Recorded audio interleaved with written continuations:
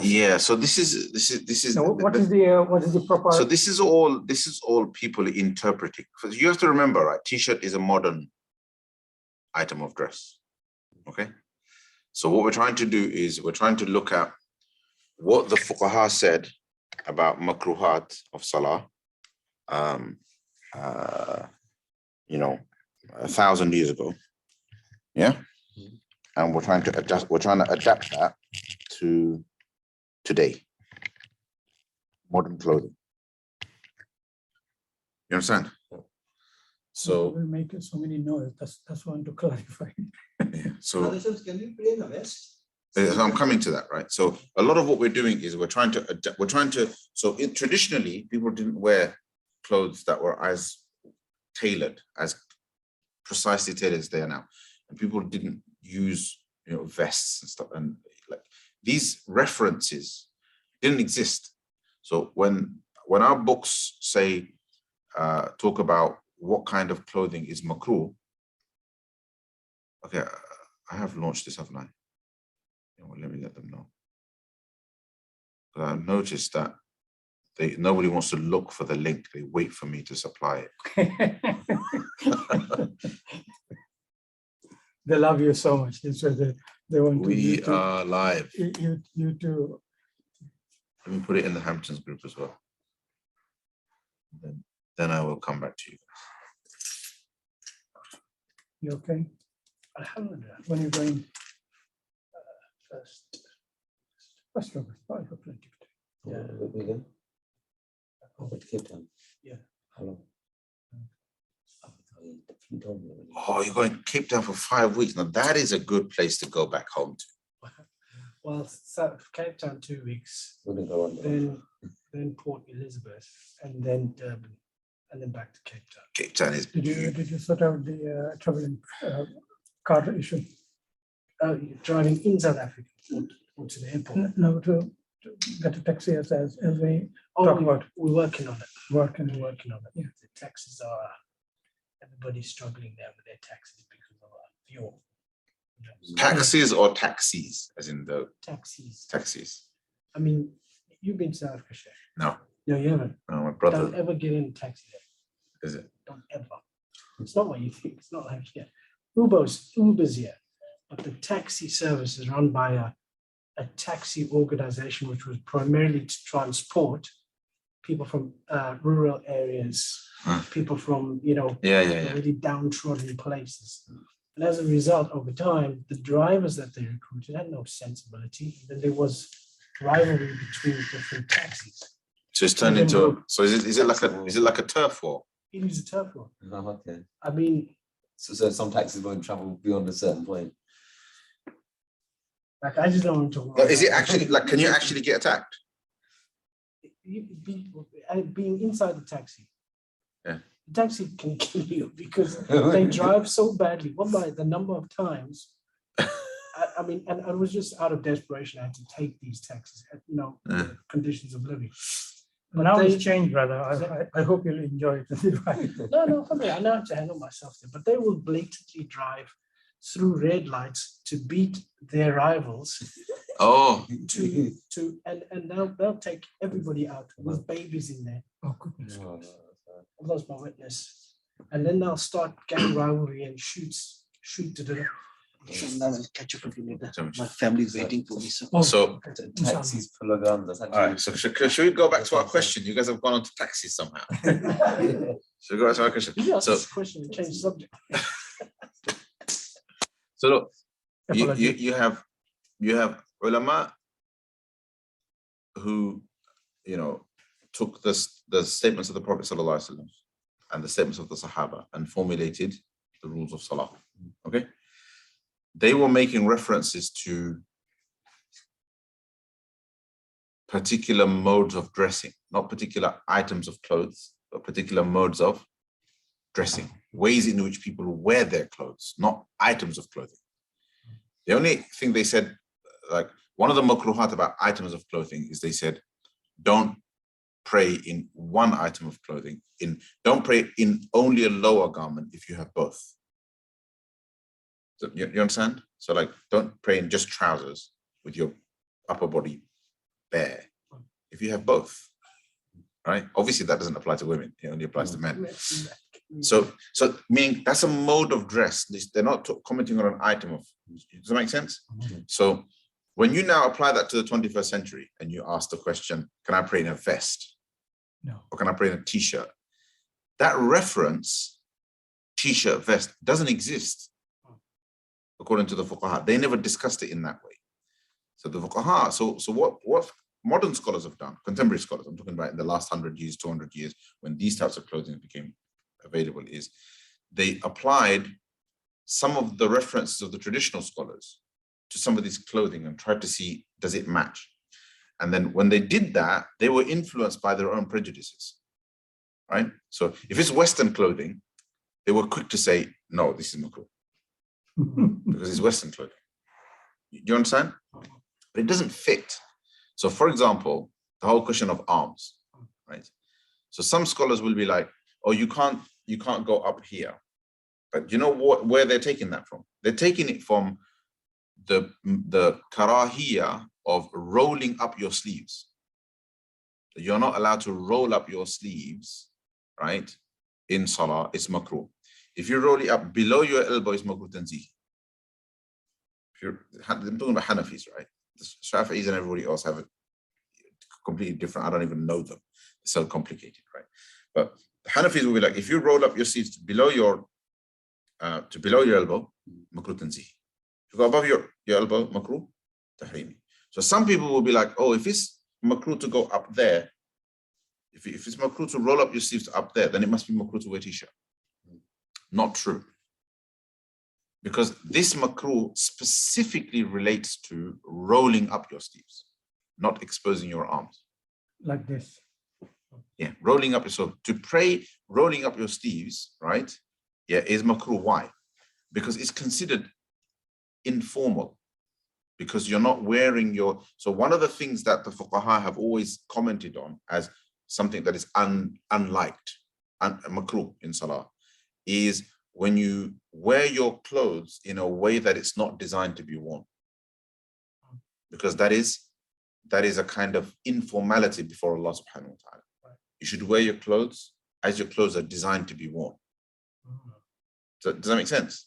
Right? This is why they said, the fuqaha say sadal is makruh. Now, there's lots of definitions about what sadal is, lots of confusion. But one of the definitions is to wear clothes when it's not designed to be worn like that. So for example, if you tie your jumper around your waist, right? That meets the definition of sadal, because that's not, a jumper isn't designed to be worn as a belt. It's a jumper. Wear it as a jumper or put it down. You understand? To have your jacket just around your shoulders without putting your arms into the sleeves, makruh. Right? During salah. Yeah, during salah, because it's a kind of in salah you're supposed to be prim and proper. Yeah. You understand? So the question then is, if you're wearing an item of clothing that is worn the way it's meant to be worn the way it's meant to be designed, then is it makruh? Is it makruh if some part of your body is exposed, right? But your satar is covered. So in that situation, you have to now think back to the time of the Sahaba.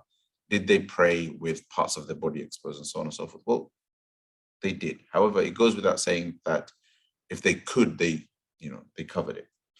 From that perspective, wearing a t-shirt, given that it is being worn the way it's designed, right? No particular part of the body is being exposed that is haram to expose. Do you understand? So nothing wrong has been done.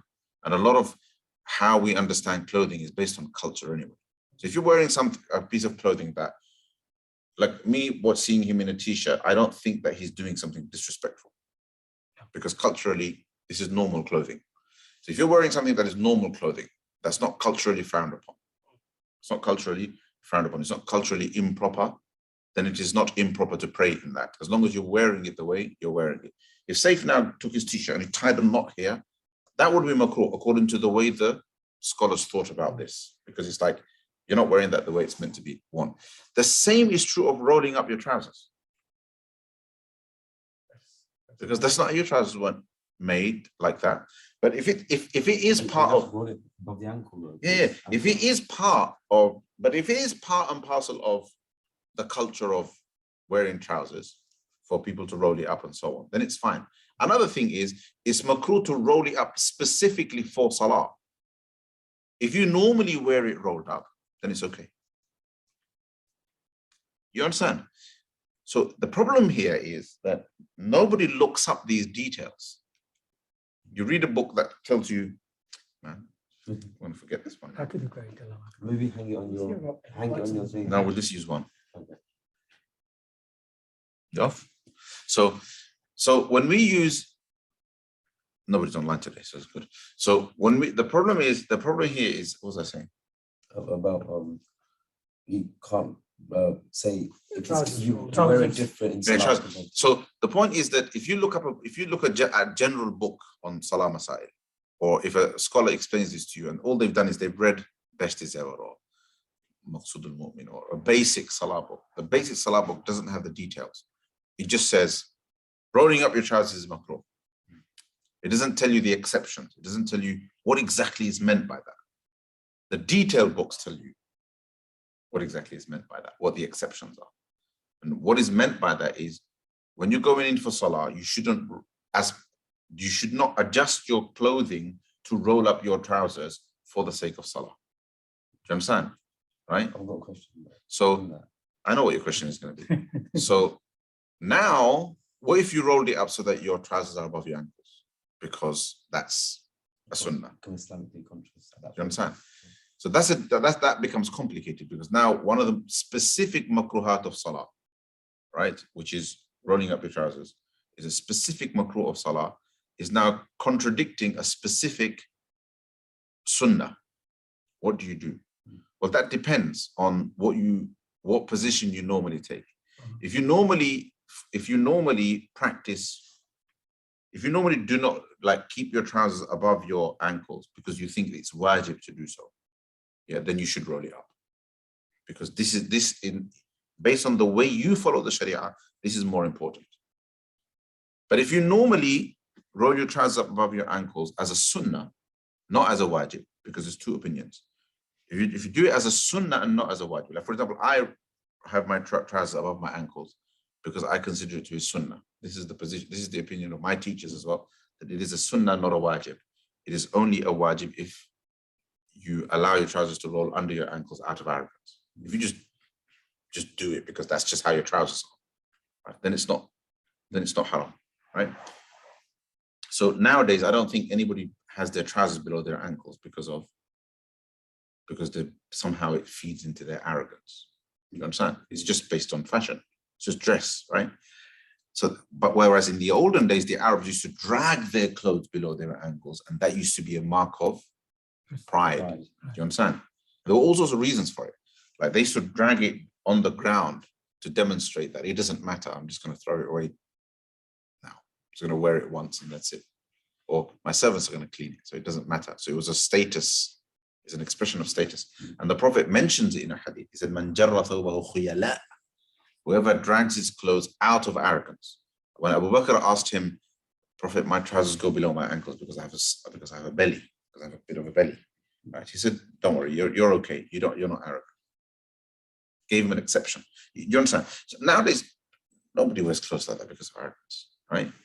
Although if you go to Middle East, like with my own eyes, I've seen in the Middle East, people still they wear thobes where they deliberately make it below their shoes so that it drags on the floor. I've seen it.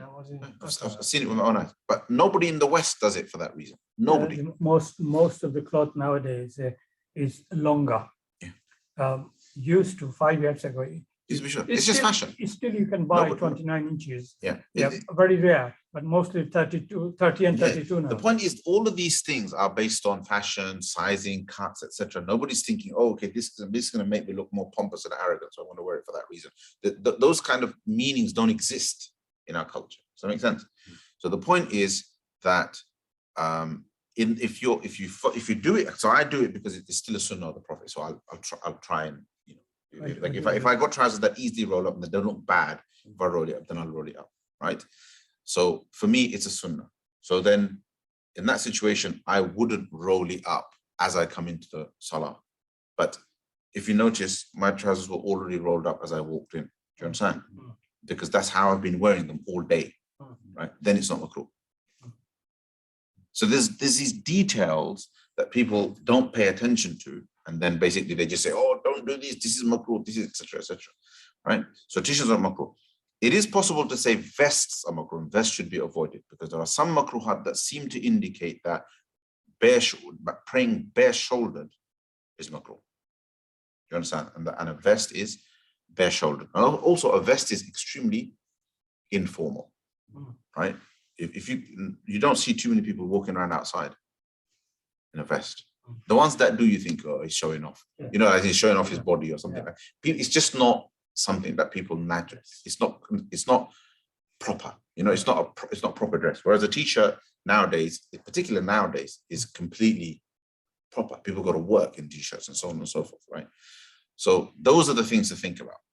You understand? It's like, don't wear something for salah that you wouldn't wear outside. That's why it's makruh to pray in pajamas. In pajamas, it's makruh to pray in pajamas. You should not pray in clothes that you wouldn't wear in public because you're standing before Allah subhanahu wa ta'ala. In Bangladesh, actually, I noticed a lot of like teens and stuff. They only wear vests. I don't wear any other clothes, and they also in the masjid they always pray with the vest. Yeah, but so even in their culture, no. But even in their culture, they would not go. They would not go to a gathering like that. Do you understand? Yeah. They would not go to a relative's house like that. Yeah. Do you understand? Yeah. Because you have to remember, in places like Bangladesh, a lot of life is outdoors, right? So you know how you might go to your next door neighbor's house in a vest. Yeah, you might pop out to throw the bin out in a vest. You might go to the local shop quickly in a vest. In Bangladesh, that's like my local neighbor's house is 5-minute walk. Do you understand? I still go over there in a vest, but it's 5 minutes walk. It's like I've got 3 acres of land around my house. They've got 3 acres of land around my house. So I have to cross 6. I have to cross all of that distance in order to get to the next house. And I might do that in my lungi, I might do that in my vest, you know, and so on, right? The equivalent of going and throwing the bin out, you know, is me going over to the fushkuni or something like that, which is how much distance? You know, the local shop is 10 minutes walk, 15 minutes walk. Do you understand? If I don't live by the bazaar and so on. So, but I wouldn't go to a bisar, I wouldn't go to the meeting, I wouldn't go to the masjid in dressed like that, because I understand that this is casual. Sometimes people do wear vests, but what they do on top of it, they wear gamsa or something. They wear the gamsa. That's fine. So culture plays a big part in these kind of things. Do you understand? So this is why I always say, like sometimes when I walk around in a t-shirt and so on, you know, like when I'm in East London, like if it's hot, I'll walk around in a t-shirt, right? So it's not like, oh, Masabit, you know, t-shirt finra. My point is, I'm not in the masjid now. I'm walking around in a t-shirt, just like a Maulana Sahib back home would walk around in his genji. He'd walk around in his lungi and his genji, and at salah time, he'd put his fendi up here and go lead salah. This is okay in Bangladesh, but somehow over here, it's become different. Yeah. The Maulana Sahib has to always wear his thobe. But you don't, do you understand? The mentality is different. Because we haven't properly configured our thinking. Our thinking's all over the place. We're not correctly trying to adapt it to our situation here. This is the issue. Even so, the same thing. It's like you will never find a fiqh book that mentions the word t-shirt. So where did praying in t-shirts makruh come from? It's because some recent person decided, oh, this is Western dress, you know, and the fuqaha say rolling up your sleeves is makruh. So plus minus 1 + 1 is 2. Do you understand? But he's made 2 misinterpretations. First of all, that's not what the fuqaha meant. The fuqaha were actually talking about rolling the sleeve, right? Number 1. Number 2, so what if it's Western clothing? Clothing is part of culture. It's only if the clothing is inappropriate that it becomes an issue. Do you understand? Yeah. So, for example, if there's clothing that's specific to Fasik people, right? If there's female clothing that the worst kind of women wear, Fasik women wear, prostitutes wear, then you don't wear, even if it's modest, you shouldn't wear it because it's tashabbuh. You shouldn't wear clothes that's known to be the clothes of people who are attributed to a certain sin, for example. Wearing all red. Huh? Wearing all red. Stuff like that. What red? Wearing a red. All red. Oh, that's different. That's different because that's specifically prohibited. Yeah. So there's an exception to all of them. If okay, forget that. We don't. Most people won't know that. The point is, red is specifically, all red is specifically prohibited. All red. For the men. All red is specifically prohibited. But that only all red. But who wears all red? Nobody wears all red. What is it? I only saw one person ever. I've only ever seen one person dressed all in red. Man. Yes, some African people wear red as well. Yes, sir. No, He had a red car Red shirt. and he came to the masjid dressed all in red to match his red car. And he had a red salwar kameez. And I was like, what's that? I didn't say anything about that moment. I think he himself realized later that. Anyway, he never did it again. In African continent, a lot of different area, they do a lovely dress. Yeah, really colourful. nice. Yeah, really. But the nice. point is, it's all kind of a lot of the statements of the Prophet ﷺ with regards to these things have reasons behind them. And even the scholars, when they think that there's something in the Sunnah that they can't understand the reason, they investigate because usually there's a reason. The Prophet ﷺ has said it for a reason, so they investigate the reason. Can I ask something that's how do we, as like, Who's online? Brother Amin is online. Then somebody called Ifa. Can we have your name? Yeah, Assalamu alaikum. Wassalam wa rahmatullah. Wa alaikum salam, Brother Amin. How are you? Sorry, we're Alhamdulillah, alhamdulillah. but these guys have turned it into a Q&A session. I know that's cool. I'm benefiting. Like, there's some things you're saying. I'm like, wow, I didn't even know that. Like, yeah, subhanallah. So no, it's very beneficial. I have a question as well, but I'm not sure. Who wants to go first? Well, let me You can do Q&A as much as you want, as long as you understand that. As long as you understand that, okay. No, I'll save it for later. The plan is to turn this into a halaqah anyway. We're going to turn this into a halaqah soon anyway. Oh, okay. Then Just had Tajweed on Saturday. So to segue off this particular thing where you mentioned, Shaykh, that there's things that we find as a basic guide, but then there's the finer details. Now, the average person Doesn't know. doesn't have, or even if you have, Even some Maulana don't know. This is the problem. This is the problem. And even if you, I'm sorry The problem is my due that respect to I've them. just broken it down and explained it to you, right? Yeah, But there are imams in other masajid who are telling people this is not, they don't do this, and it all, they're doing it because they've never looked, they've never thought that there's a methodology. So this is all. this was coming So what I'm saying is this is all jurisprudence. What we're doing now, this is Islamic law, and what a lot of people don't realize is that Islamic law has a methodology. You have to pay attention to that methodology before you jump to conclusions. Do you understand? And when you, so for example, I understand that usually for a lot of things, there are reasons. And if you don't know the reason, be careful. Right? Go and look into it and go and find out. So when I read the makruhat of salah, for almost all of them, I asked myself, why would that be makruh? Do you understand? Because it's really strange. Like sometimes there's no, you think, if you look at the makruhat of salah, first of all, the average book in the Hanafi method, there's makruh tanzihi, makruh tahrimi. Correct? Makruh tanzihi is like, it's light. There's no sin if you do it. Yeah? Tanzihi. Yeah, tanzihi means lightly dislike, meaning you should try to avoid it, but if you did it, it's okay as long as you're not neglectful, as long as you're not like, oh, who cares? Do you understand? Oh, you did it, okay, I'll try not to do it next time. But makruh tanzih is like that, right? So it's like sunnah ghair mu'akkada. You understand?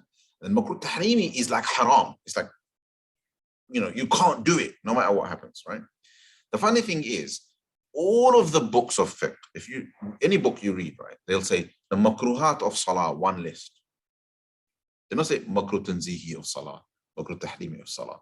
They say the makruhat of salah, one list, right? But they're not all makruh tahrimi, they're not all makruh tanzihi. It's all mixed. So do you understand? So that's like putting wajibat and sunan in one category. Because the opposite of wajib is makruh tahrimi. The opposite of sunnah is makruh tanzihi. That's principally this is how it works. But somehow the wajib, but in salah we learn fara'id, wajibat, sunnah, 3 categories, right? But in makruhat, there isn't mufsidat, makruh tahrim, makruh tanzih. There's just mufsidat, meaning things that break your salah, so things that are haram. And then there's just makruhat. It bothered me for ages, like what's going on? So I thought, okay, fine, let's look into it. I looked into it. There's some of them are makruh tanzih, some of them are makruh tahrimi, etc. I'm like, what's the formula? And the formula is that if something is makruh because it's against the sunnah, it violates the sunnah. So there is a sunnah method to pray. For example, I'll give you a simple example, right? I've got something come up in my mind. For example, I'll give you an example, right? It is sunnah to sit a certain way. Okay? If you don't sit like that, what is it? Makruh. But which makruh?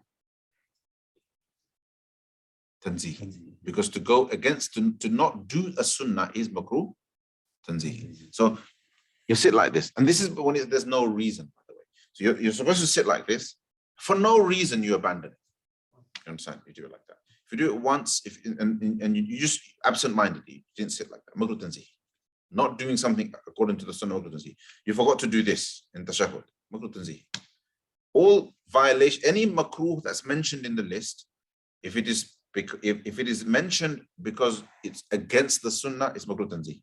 However, if it is mentioned as makruh because there is a specific prohibition of the Prophet, because the Prophet, there's a hadith that says the Prophet specifically said, don't do this, then it's makruh tahrim. Because then you're going against the command of the Prophet. Yeah. You see the difference, Yeah. right? One is you're going against the recommendation of the Prophet. It's a sunnah. You understand, right? The sunnah by definition is the Prophet himself did it sometimes, didn't do it sometimes. That's the definition of a sunnah. You know, it's so funny. Everyone asked me the question yesterday. What's the difference between the two? I'm like, I don't know. Oh, difference between what? Makruh tanzih versus. Yeah. So makruh tanzih, tahrimi, this is the difference between the two of them, right? Tahrimi is basically prohibited. The Prophet prohibited it. The only reason why they call it makruh tahrimi instead of haram is because of a technical reason. Haram is a prohibition in the Quran, or a prohibition that is based on the highest level of authentic hadith, right? And when the same prohibition is in a hadith of a general standard, right? Just authentic. It doesn't have multiple chains. It is not to the degree of certainty. It's quite technical, right? Anyway, the point is, if it's in a normal hadith, if it's a prohibition, then it's makruh tahrimi. That means practically there's no difference. Practically haram, makruh, tahrimi are the same. Yeah. Does that make sense? Right? The difference is only technical, meaning that don't pay any attention to the difference. You might as well say it's haram, right? But also, the other little difference about makruh tahrimi is that there is a great likelihood that in makruh tahrimi there's going to be a difference of opinion.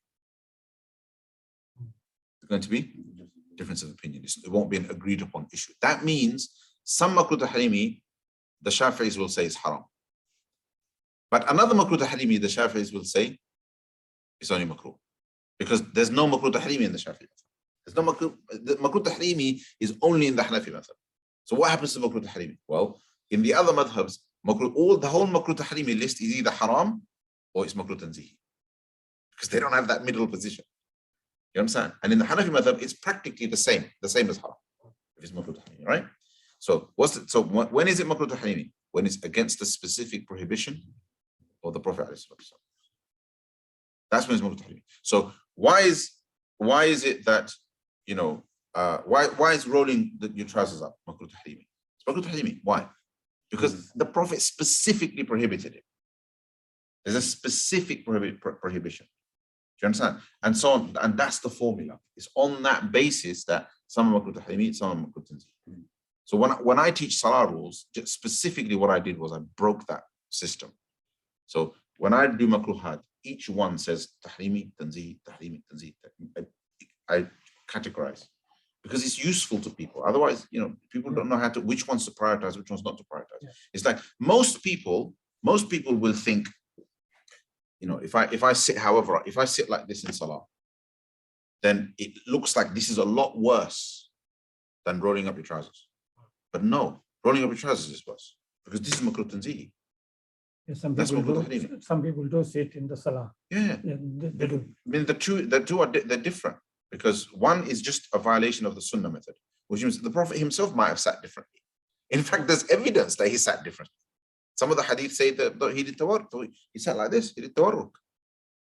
You understand? That's how you end up with difference of opinion, right? So the point is, in the Hanafi conception, it would be like, oh, well, sometimes he wasn't comfortable the other way, so he sat like this. Yeah, to me personally, if I sit like this for a long time, I get a pain in here. Yeah, you get pain in there. I get pain in my toe. So what I do this. Yeah. I do the same thing. Comfortable. I do the same thing. And if you have a reason for it, like discomfort, it's not even makruh tanzih. It's not even makruh tanzih. Makruh tanzih is only when you do it for no reason. Does that make sense? So these are really important distinctions. The problem is salah is not taught in a system. We have a problem in everything that is taught in Islam, and I want to change this. Yes. We do not teach things based on rational reasons. It's just do, don't, and that's it. You understand? And that's why people have confusion. Especially children. People are confused because you've never explained why. Yeah. You understand? So people are like, oh, okay. You understand? And everything's this. Everything isn't the same. You know, people have grades, people have degrees. Yes, you should try to do. So if it's for you personally, it's not a problem. Personally, I can say to you, you know what? All of these things are sunnah. Do all of them. So you'll go away and do all of them for yourself personally, no problem, right? But if you're going to go and criticize him, you better make sure you're criticizing something that is actually wrong. You understand? And here, so don't criticize other people, you're safe. If you don't criticize another people, if you don't judge another person's salah, you only care about yourself, you're safe. You understand? Right? If you are generally a nice person, a kind person, a gentle person, and if you do correct someone, you correct them nicely. Assalamualaikum, brother, how are you? Okay. You know, it's better if you sit. It's sunnah to sit like this. And you're not going to be like, oh, astaghfirullah, brother. You understand? That's maybe even then worse. you're going to be okay. But if you're going to judge people, then you better know. Then what are you judging them? What are you judging them on? Do you understand? Right? So the problem is the bad behavior often goes hand in hand with the ignorance. It gets worse. You get it? And they start in front. Today, Jum'ah, like I had to explain that at makruh time, at Jum'ah time, when it's makruh time, before the horse time starts, when it's makruh in the Hanafi madhab to do any sunnah. And it's makruh to do tahiyatul masjid at that time, right? So if you're a Hanafi, don't do it. However, if somebody else is doing it, leave them alone, right? Don't judge them. Why? Because there's difference of opinion on it. Different mazhab. Do you understand? In fact, the Hanafi opinion is the minority opinion. All of the other fuqaha allow performing sunnah at that time. Even sometimes when you're doing the khutbah. Especially, yeah. Even when you're doing the khutbah, it's permissible to pray sunnah according to the other madhab. So I was In the Hanafi madhab, it's not. No. So that's the dilemma I've had over some time because I'm from Shafi environment. I practice Hanafi because You're around Hanafis. Constantly, and so it's beneficial to learn. No Yeah, of choice. course. Cape Town people are Shafi. Yeah, and to learn and to We'll leave this halka today with the question time. Yeah, today's question. I hope the brother who If Brother Amin and iPhone, whoever iPhone is, you still haven't given your name. Well, I But hope never mind. iPhone- Don't worry, I'm I only hope messing iPhone around. is a man, So because I've got if you have a good question, feel free to throw it in because Uncle, today's halaqah has become your Q&A. question. We're Your gonna do a question, go question on. session. What was your question? Okay. So this is something that I've heard from a lot of girls and aunties, especially they love to say this to their husbands. I've heard a lot in this building. When I researched it, I can't find the hadith. So they say that that when a woman marries a man, whatever she earns belongs to her only, but whatever he earns belongs to her also. Is that a real hadith? No. Because that's been spreading quite a lot. No. And So I've seen it first of all, being don't spread. say hadith because a lot of questions of Islamic law are derived from hadith. Yeah. So it's sometimes important to clarify this. So the way it is in Sharia, In fact, it's literally my question. I got buzz. Oh, you got buzz, you better go then. We won't answer your question then. Yeah, We'll answer a different question. Okay. different question is, I know it is permissible because of we are in this country. What is? This, especially in this country, when we do wuzu, is in a toilet and a bathroom. Mm. One fuqaha say you're not allowed in the bathroom do the wuzu. I said, well, where can we go? Because we couldn't talk to it. It was on the YouTube. So it's easy if you deal with this the way I've been dealing with the other issues, it's easy, right? Yeah. But if you like, so first of all, were there bathrooms at the time of the Prophet? Yes, there is, but it's a different place. No, no bathrooms. When the toilet was there, But what was it? It's like a hole in an area. It was, it's a different area. yeah, the toilet was. Do you know why they say a toilet is Baytul Khala? You know why they say call it Khala? In Arabic, they call it Khala. Do you know why? Khala means empty place. All right. There's nothing there. Empty house. There's nothing there. They found a space away from people, away from everybody. You understand? To relieve themselves, right? Because they lived with nature.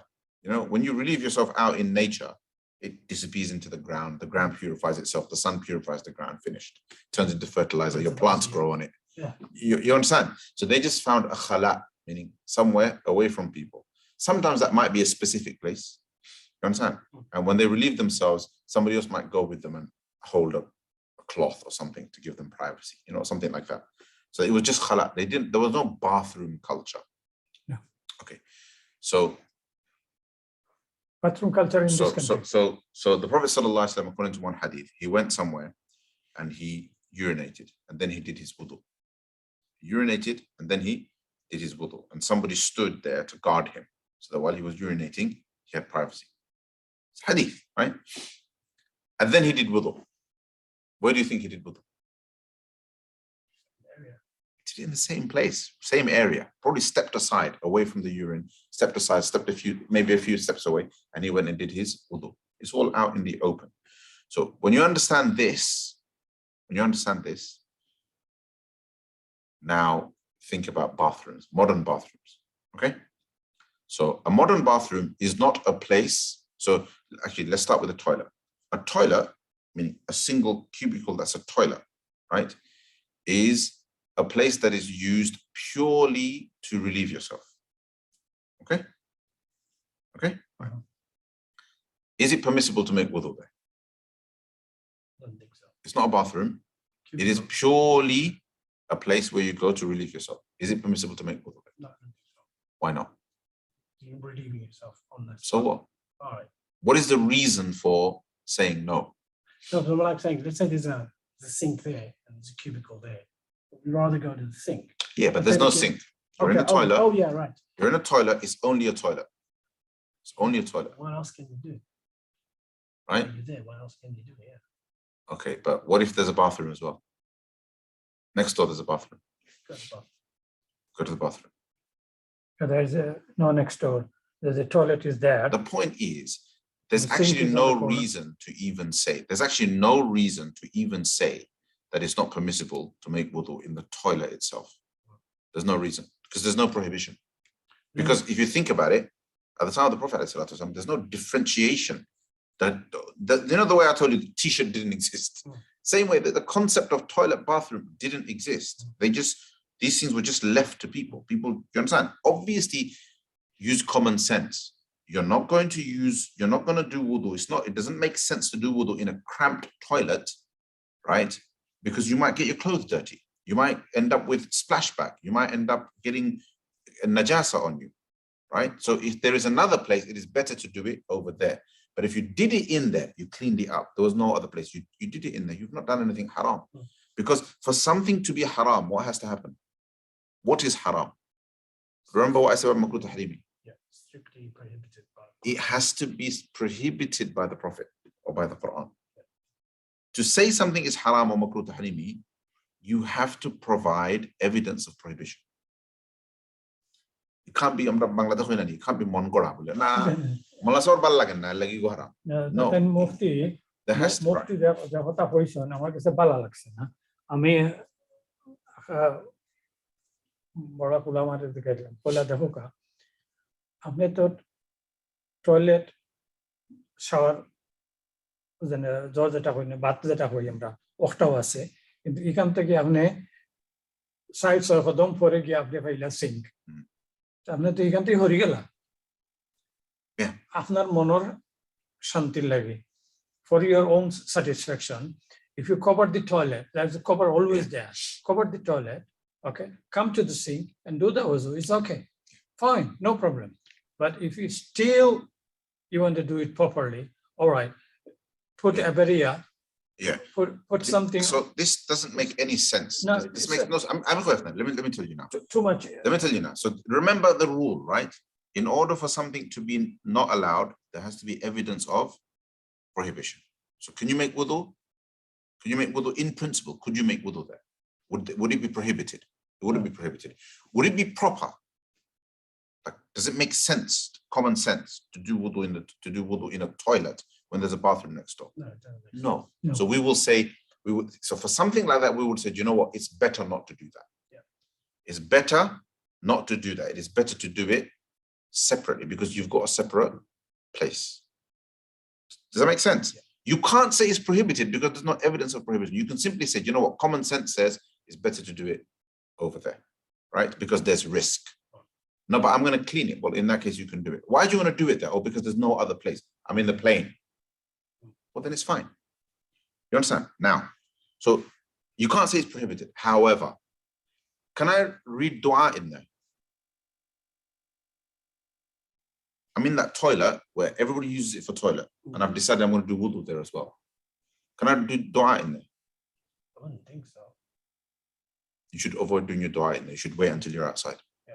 Because here there is a prohibition. Does that make sense? Here there is a better, a more clearer understanding that the word of Allah, the name of Allah, etc., should not be Right. used in places that are unclean. That's Now, let me tell you this, right? You'll understand how clear this is. You've been Hajj. What are the toilets like? Right. What's in the toilet? What else do you do in the toilet? you did the wuzu ghusl You do ghusl in the toilet. In Hajj, how is this okay? You understand? Because actually it's not haram. It's not haram to do that. Obviously, you have to keep yourself clean. So they thought, the Hajj authorities thought, well, obviously we've given them the means to stay clean. We've given them water. There's a pipe, there's a tap. They have all the water that they need. So they can keep themselves clean. And we can't, for millions of people, you can't have toilet, shower separate for millions of people. So this is the most efficient way to do it. And there's nothing haram going on. Oh. However, it's probably not a good idea to read your du'as in. Read your du'as outside. right Does that make sense? yeah 2 seconds When you go to make wudu in Hajj, right? In Mina, so it's a massive queue. But just 2 minutes ago, you were in the toilet, right? And you relieved yourself. Do you know what? It makes sense. Just do your wudu and then come out. But read all of your du'as. Sorry, but read all of your du'as outside, right? Because that place, given that people use it as a toilet as well, is not appropriate for dua. Now, so these are all exceptional situations. Okay. Now let's come to a bathroom, a modern bathroom. There's a toilet on one side, bathtub, shower, basin. Okay. So the way I advise people is I say, look, first of all, a modern bathroom isn't, when we talk about old khala in the olden days, right? You're talking about the area where you relieved yourself. Yeah. it's completely different It's completely different. And you separate yourself with two things separate you. Number one is, so for example, they say when you go to khala, read the dua, right? When is the right time to read the dua? The fuqaha don't say before entering where? You're not entering anywhere. In the olden days, they relieved themselves anywhere. You could be relieving yourself anywhere. So when do you read your dua?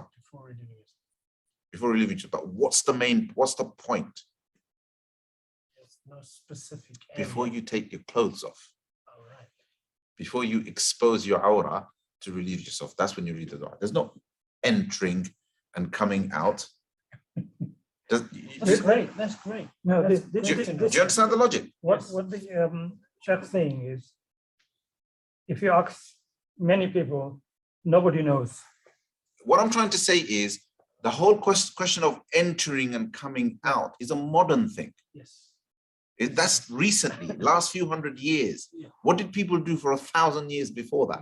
Yeah. Do you understand? Yeah. Now, has this been written in the books? Yes, the fuqaha mention in the books that it's before you take your clothes off, because when they wrote it, they wrote the rules 1,000 years ago. There was no concept of entering a place and coming out of a place. Do you understand? It's a zone.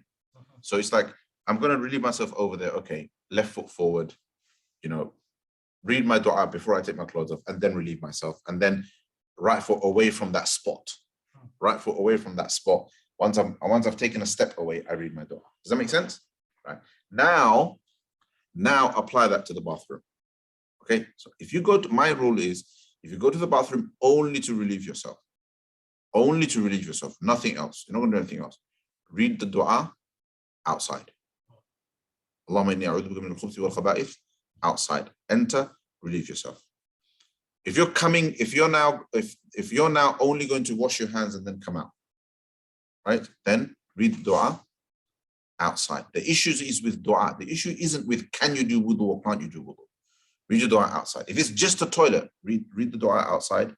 Before you go in, read the dua outside. When you come out, read the dua outside. But if you go in, it's a bathroom. You've relieved yourself. Now you're going to wash your hands, right? You're going to wash your hands. You're going to do you're going to do other things. Okay. Then after you've used the toilet, flush the toilet, it's now clean.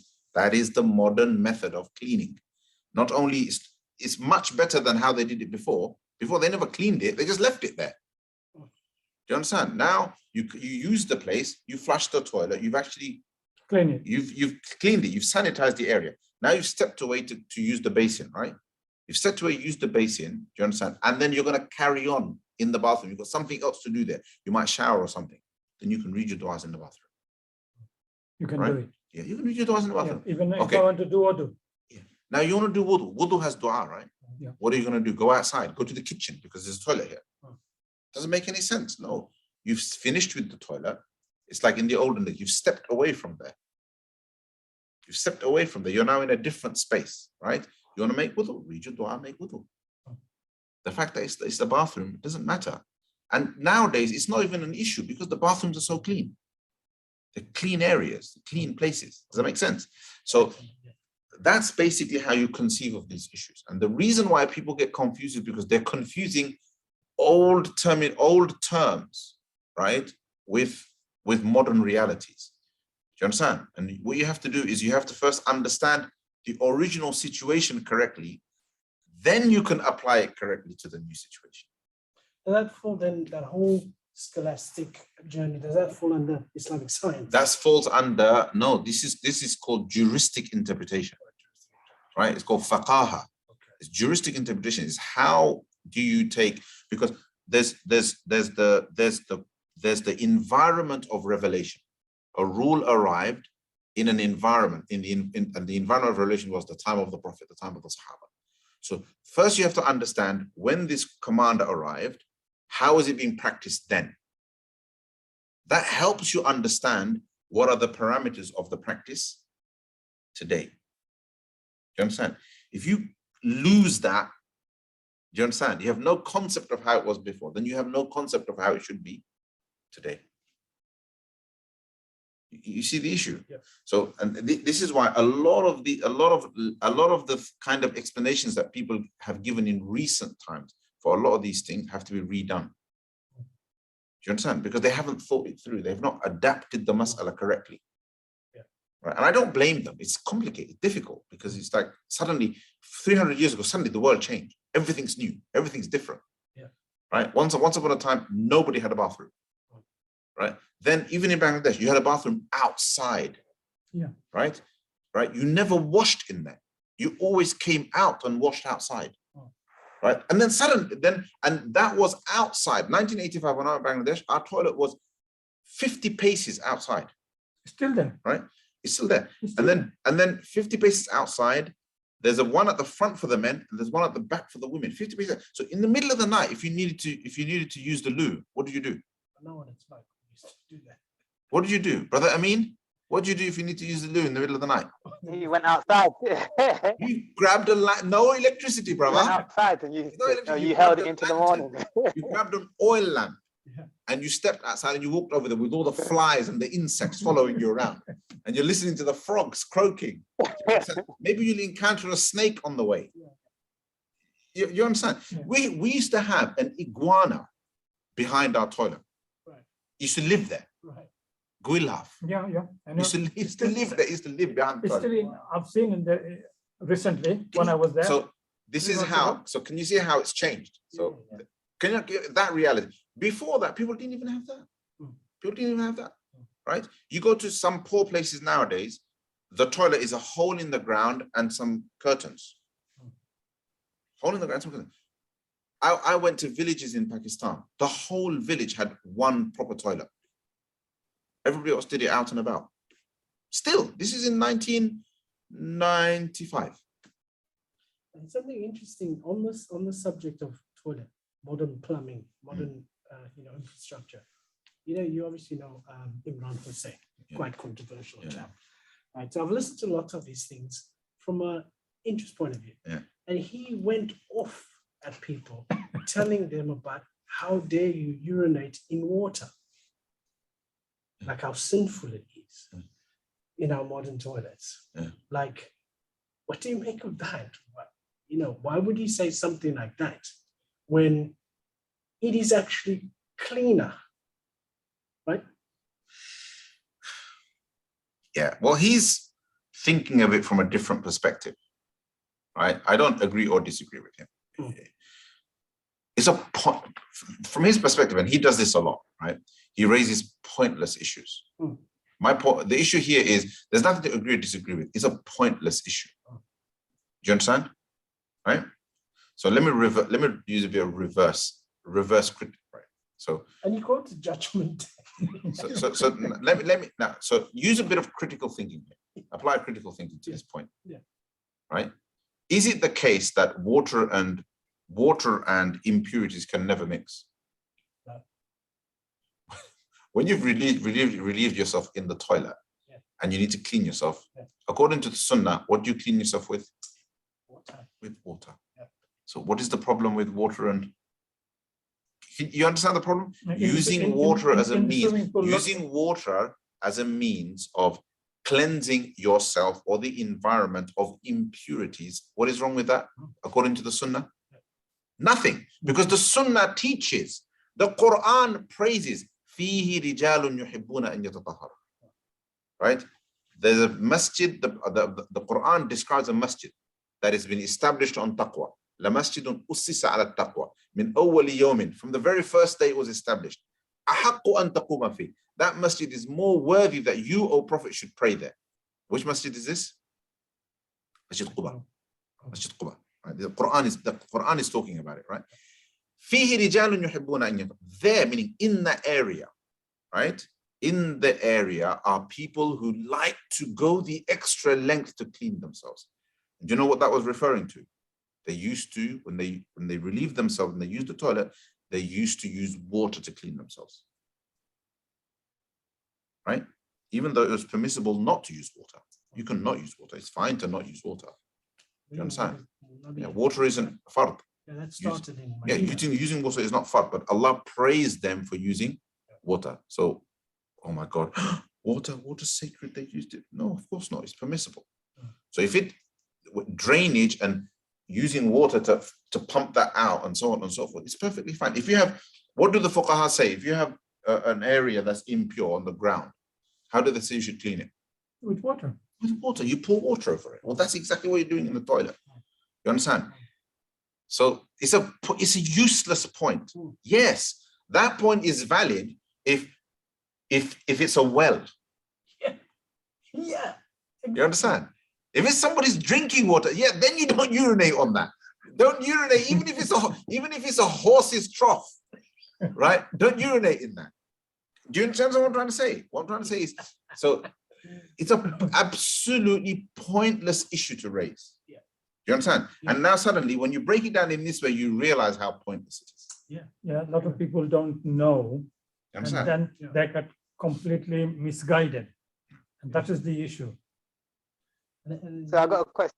Oh, What I mean, yeah, I was going to say, so just going back to the salah, you know, at the end of salah, when we give salams, you know, some people do it kind of like at the end when the, what's it called, the imam has done it.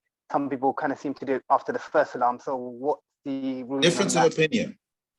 Okay. There's one hadith of Abdullah ibn Mas'ud anhu that says that the Prophet sallallahu alaihi wasallam, when he did salam, or rather he said that when you do salam, you turn they turned the Sahaba did salam when the Prophet sallallahu alaihi wasallam did salam, right? So basically, there's a slight variations in the wordings of the hadith. The Hanafi madhab takes a wording that seems to imply that the follower does salam when the Prophet does salam, meaning they commence to do salam when as the Prophet did it. Prophet salam alaikum, you do it with him, right? And there's another hadith that seems to imply that everybody did salam after the Prophet did salam. That variation in wording, right, produced a difference of opinion and interpretation. Some interpreted it to mean when the Prophet did it, meaning each salam. Each salam is an individual unit. The Prophet does one, you do one. The Prophet does the other, you do the other. Or the Imam does one, you do one. You understand? And then, so the Hanafis take that view. The Shafi'is, and I don't know who exactly, but some of the other fuqaha take the view that no, it's after. Right? So it's both salams is one act. So you wait for the Imam to do both salams, then you do both salams. So it's a simple difference of opinion. They're both valid, brother Amin. Okay. You understand? Yeah. Remember, differences of opinion ultimately are about interpretation. What we're talking about, interpretation. They're all about how do we read this wording in the hadith? You understand? And sometimes, because language naturally, it requires interpretation. You understand? And it was Allah's wisdom that He revealed the Quran in a language. The Prophet spoke a language. So language requires interpretation. It has to be understood. And then the on topic of Quran, muhkamat versus mutashabihat. And that's, so there can be so many subjective. Yeah, but over here with muhkamat and mutashabihat, it's a bit different though. That mutashabihat are matters that are by their nature ambiguous. So they're almost unknowable, or very few people can ever know them. Those are the mutashabihat. Or we were never, they have no practical, the knowledge of them has no practical relevance to us. Does that make sense?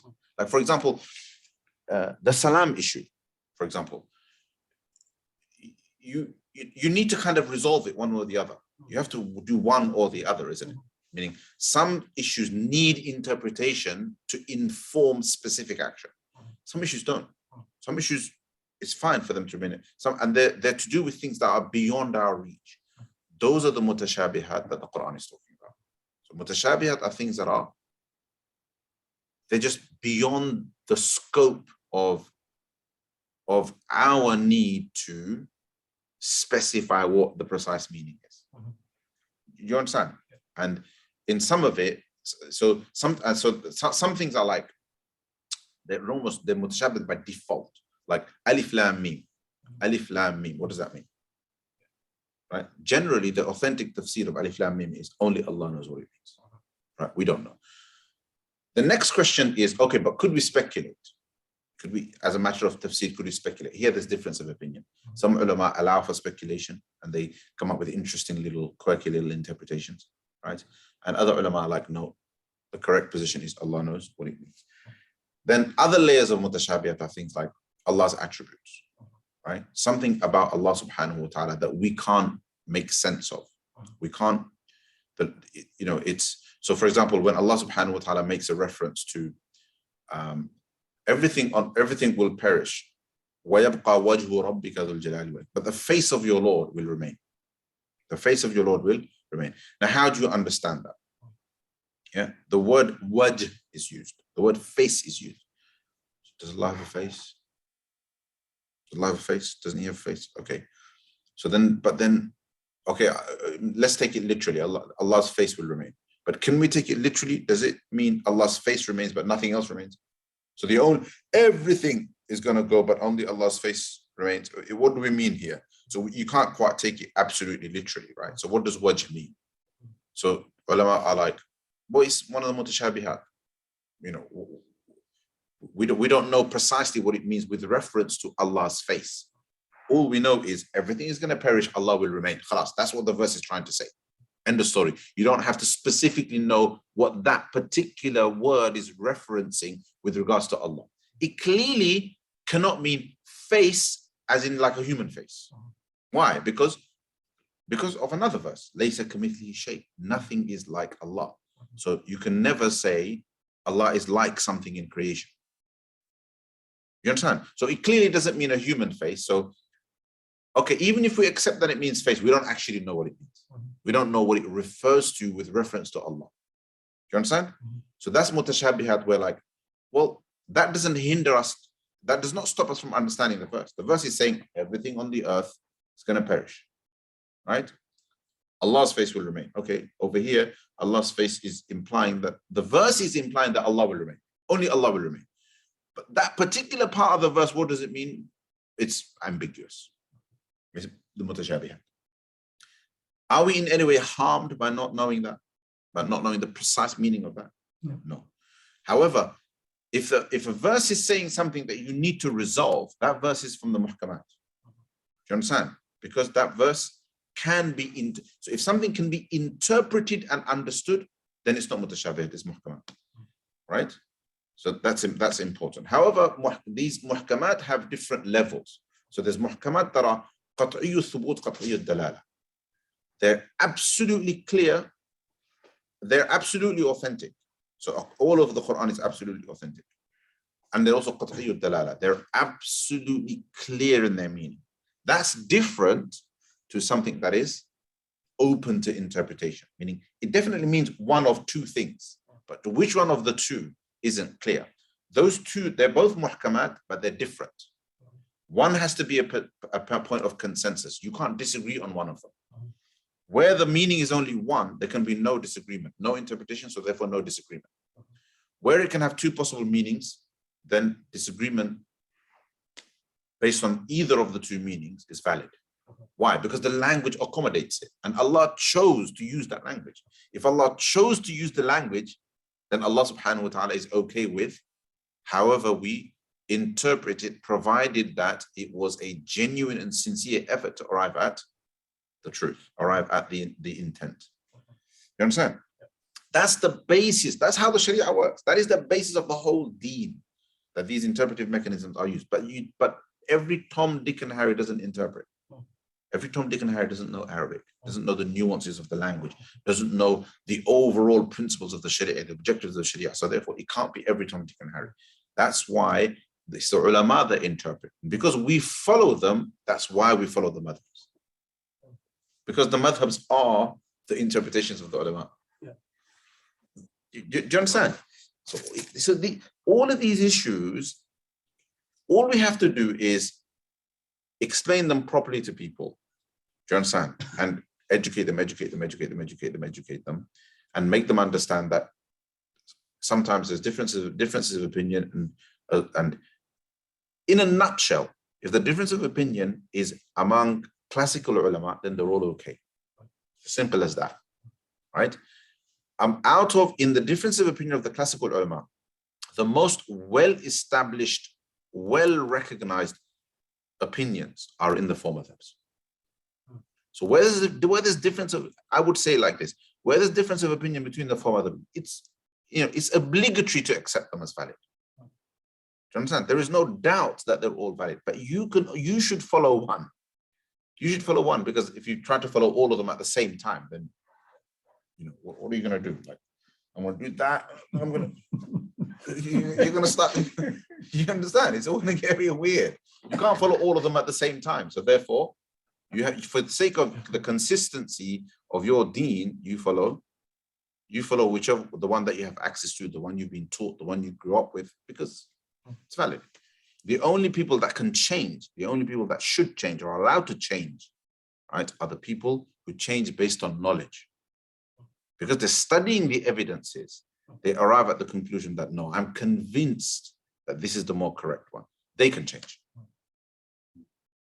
So that's also interesting, the transmission then of those conclusions and stuff, because it's a lifelong pursuit, right? So like, when you might at the end of your life possibly find out X subject is actually that. Yeah.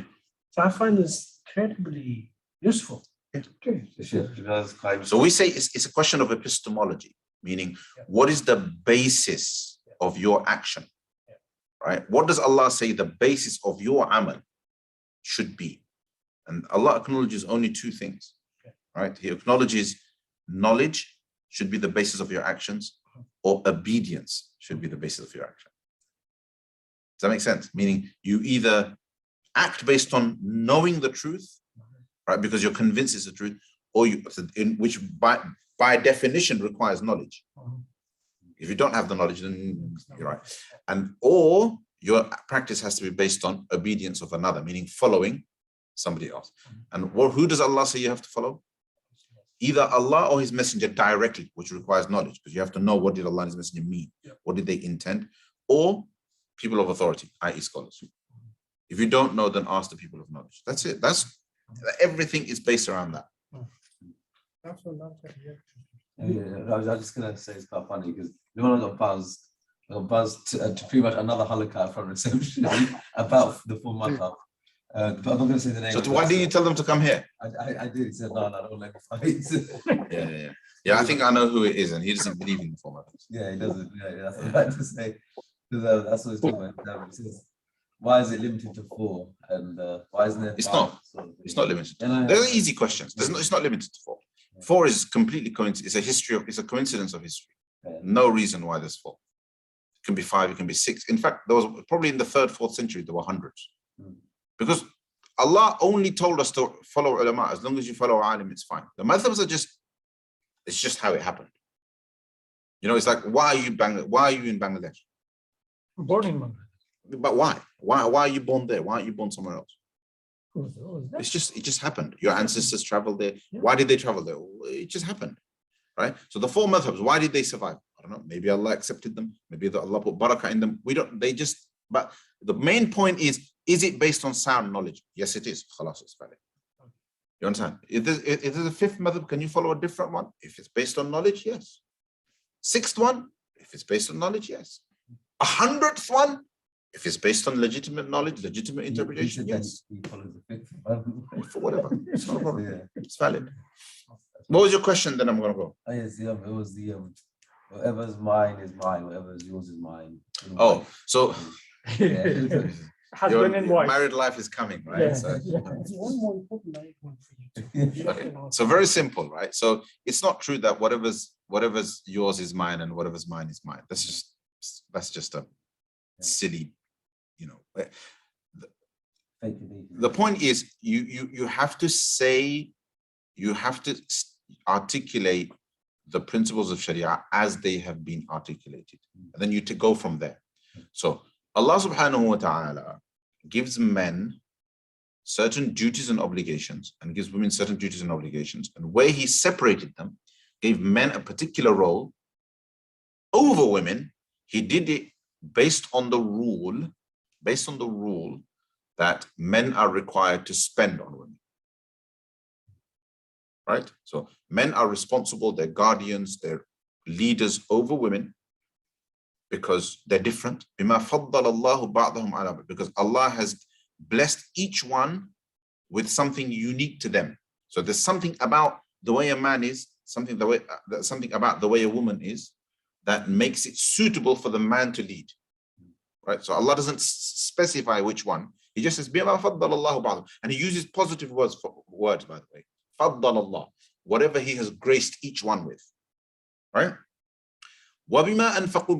And because they are required to spend from their money. So we know this. Islamic law tells us now, has always told us, that the man is required to financially take care of the woman, and that is one of the fundamental justification in a social context, is the fundamental justification for his position of authority. So therefore, it is obligated for the man to spend on the woman. So it's from that perspective that a woman can say whatever is his is mine. But He's only required to provide for her. He's not required to give her everything.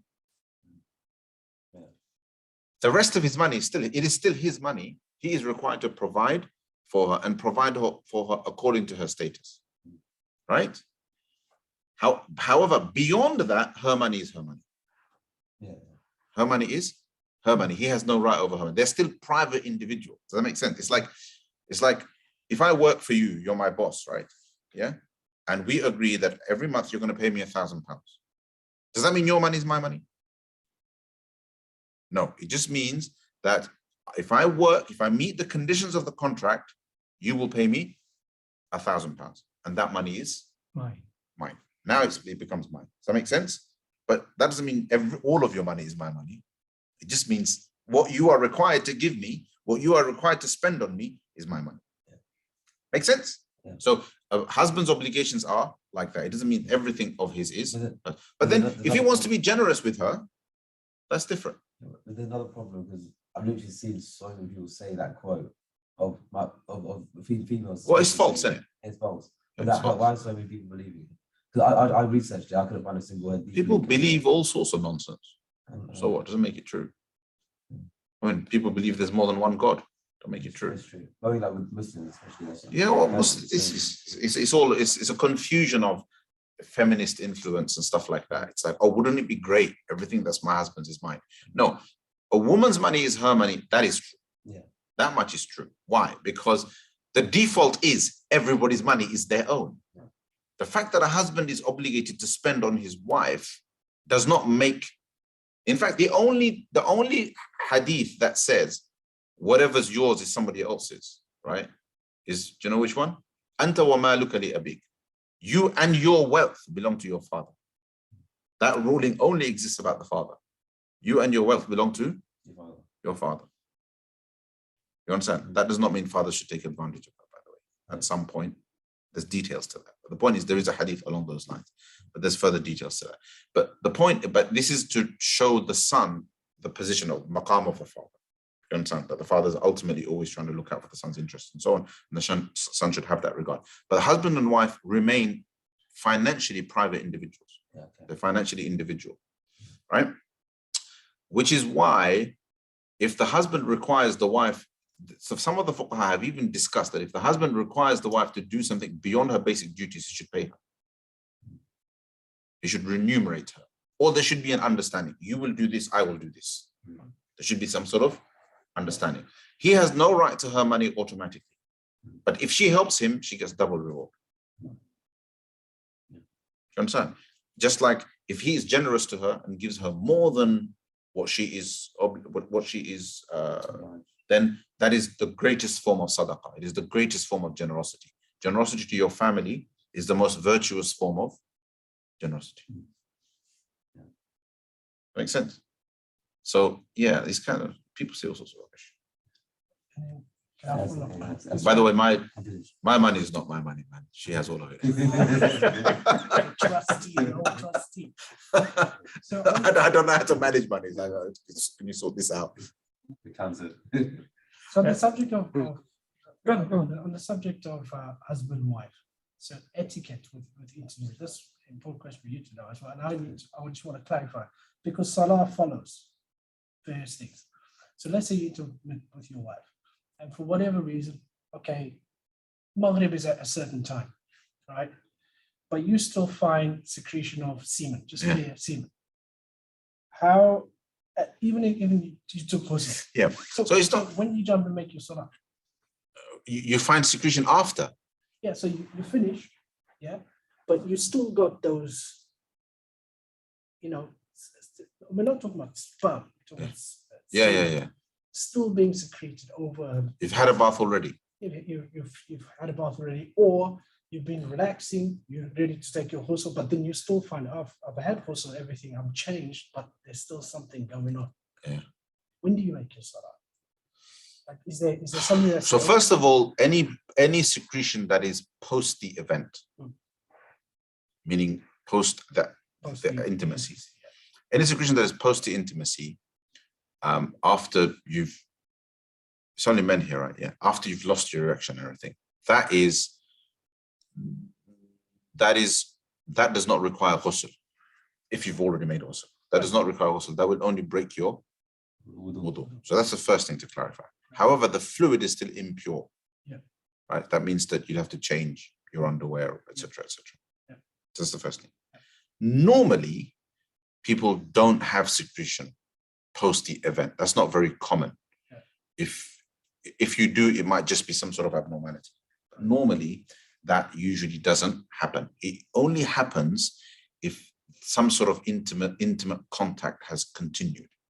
Because what your body does is, and this is pretty much across the board, this is for women as well, by the way, it happens to women as well, is that when people are aroused, the body first prepares for sex by releasing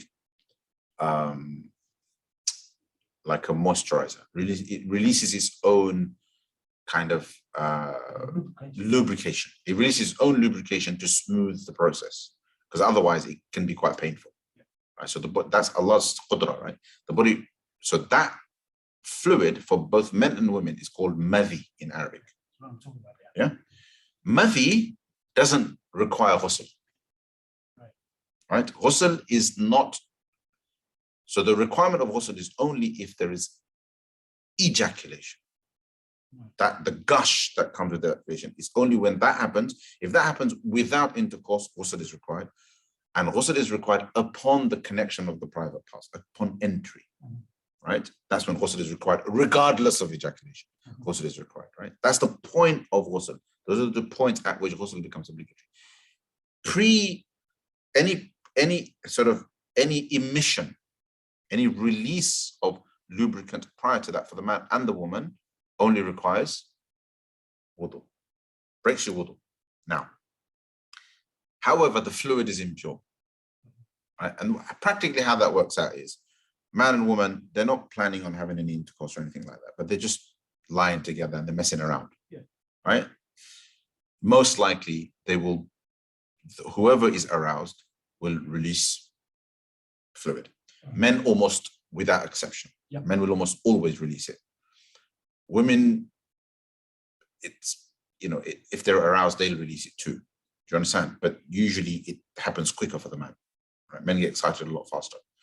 So whoever releases it, if both release it, both of them need wudu to be repeated. If any of that is on their clothes or on their undergarments, those undergarments have to be changed in order for them to pray. That makes sense? These are basics of tahara, by the way. Hardly any young people know them, which is just tragic. I heard about him. At the age of 18, he found out for the first time that after a wet dream, you have to have ghusl. But he's been praying from the age of 14 till the age of 18. Nobody told him.